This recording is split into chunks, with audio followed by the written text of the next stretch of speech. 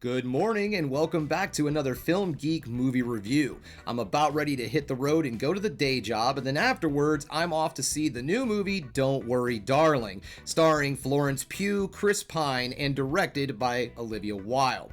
This film looks like a really cool, stylized, maybe even a little surrealistic kind of suspense thriller, and I do absolutely love those kind of films. You know, I like a movie that kind of pushes the boundaries and does things a little bit differently, but then has a really good mass audience appeal to it. So I'm really hoping that's what I find today. So you know what? Enough of me sitting here yammering about things. Let's get out there and, go to work and then check out the movie Don't Worry, Darling.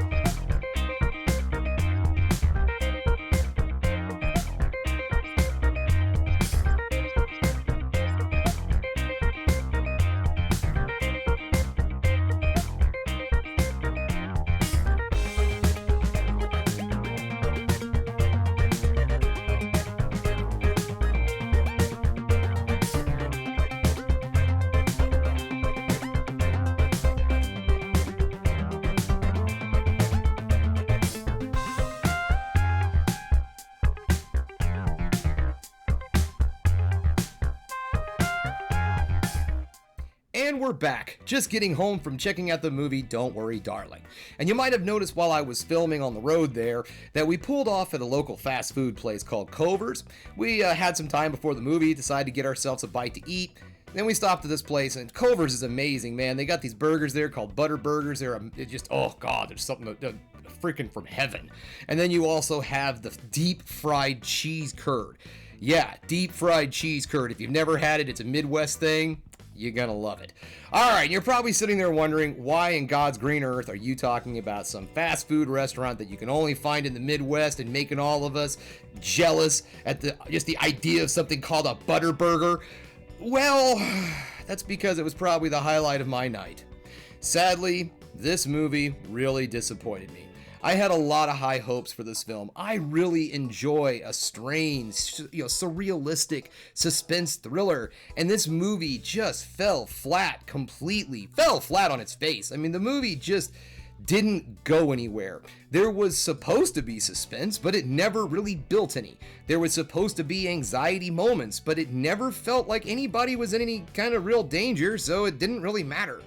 The subject matter in the film, it's trying to have a message, but there are plenty of films in the past that have delivered the same message in a much better fashion. I can think of two off the top of my head. The Stepford Wives, the original Stepford Wives, and then another film from the 40s called Gaslight, or Gaslighting, something like that.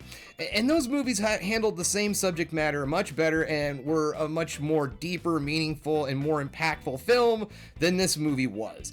It has this thing that it does where it starts to kind of explain what's going on, but then it just doesn't really finish. It doesn't let you know that this is what is going on.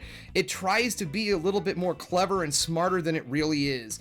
And it just didn't do anything for me. I never felt any kind of real tension whatsoever in this movie. It just kind of felt like, okay, here's something weird.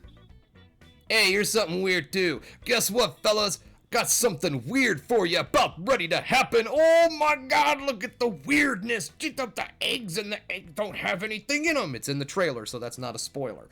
Okay, so is there anything that was redeemable about this film? Yeah, actually, there's a lot that was redeemable about it, mostly in the acting. In fact, Florence Pugh does an absolutely outstanding job in this movie, and she's somebody that I've had my eye on. When I saw her in Midsommar, that was, wow, that was an impactful performance.